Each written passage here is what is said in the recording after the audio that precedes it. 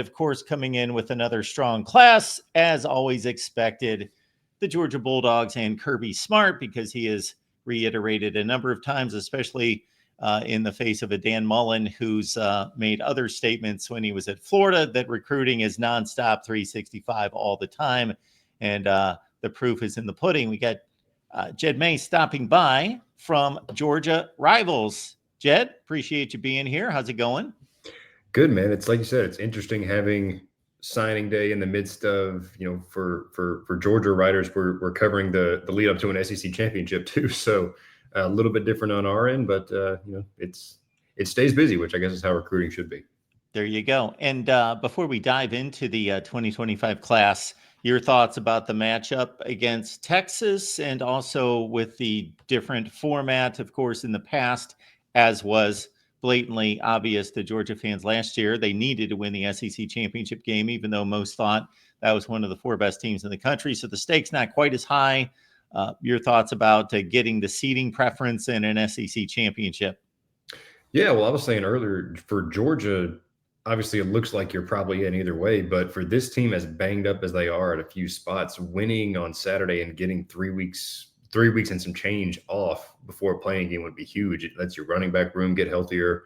Your defensive line has had some guys banged up. Offensive line is pretty banged up. So it would be huge to have, what would be 23 days or whatever it would be off.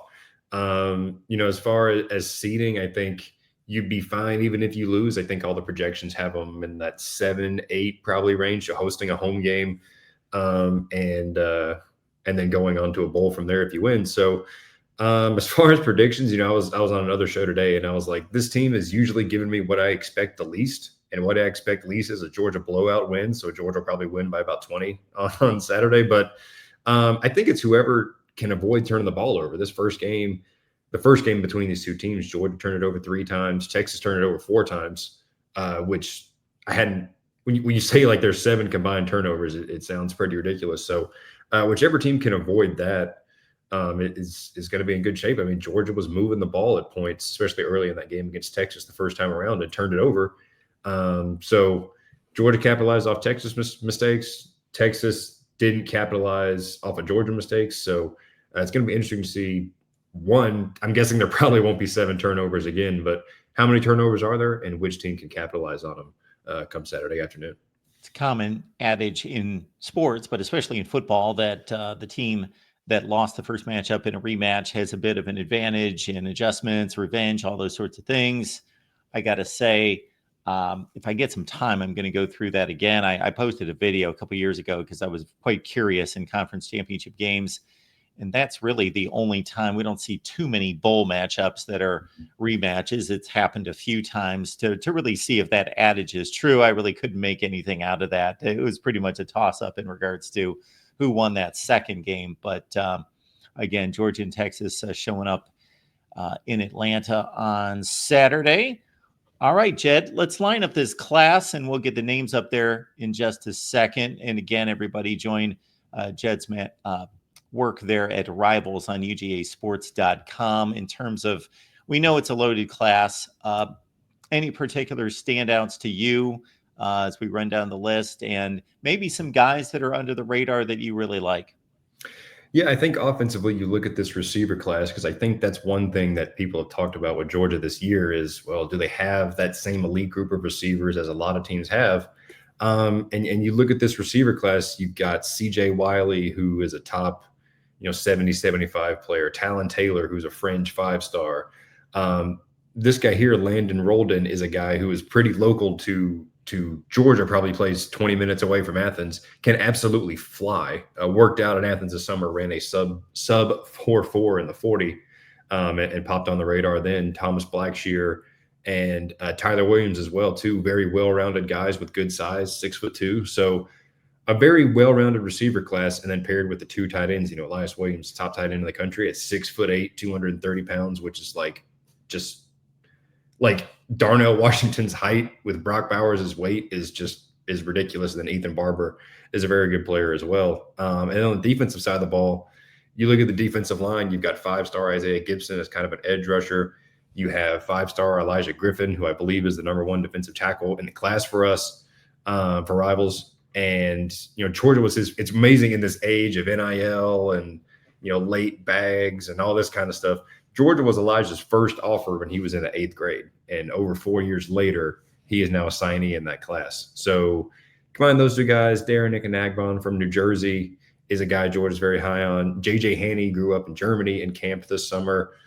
Chase Linton's a delayed ad. So kind of both position groups have got guys who both have been targets for a long time and have kind of burst on the radar late.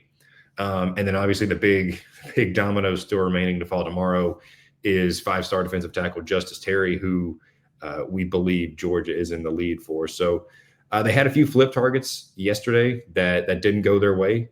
But I think if you close on Justice Terry tomorrow, like I expect they will, it's another phenomenal class in the trenches on the defensive side of the ball and at receiver and tight end on offense in particular. Mark Richt, for years and years and years, brought in top 5 to 10 classes. Kirby Smart is obviously both on the field and reflected in the recruiting rankings, improved upon that.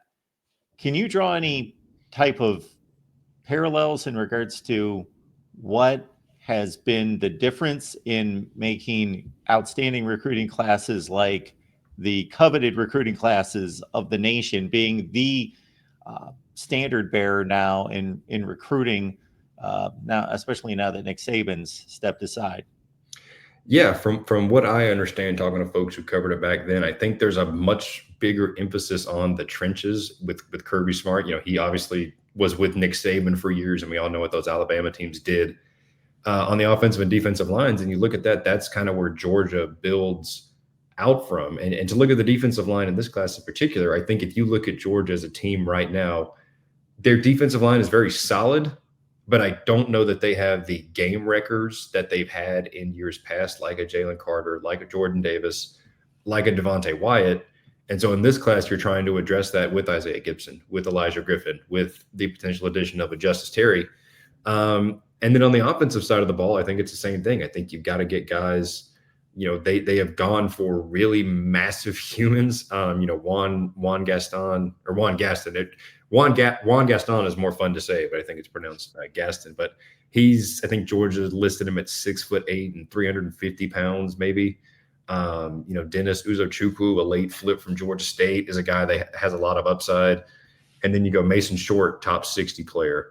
Dontrell Glover, top 250 player. Cortez Smith, top 250 player. So I think compared to the Richt years, again, I wasn't covering recruiting then, but from what I understand, there's been such a bigger emphasis on the lines of scrimmage that nothing else really matters as much if you just neglect the lines of scrimmage. And I think especially later in that Richt era, that's kind of what got him beat a little bit.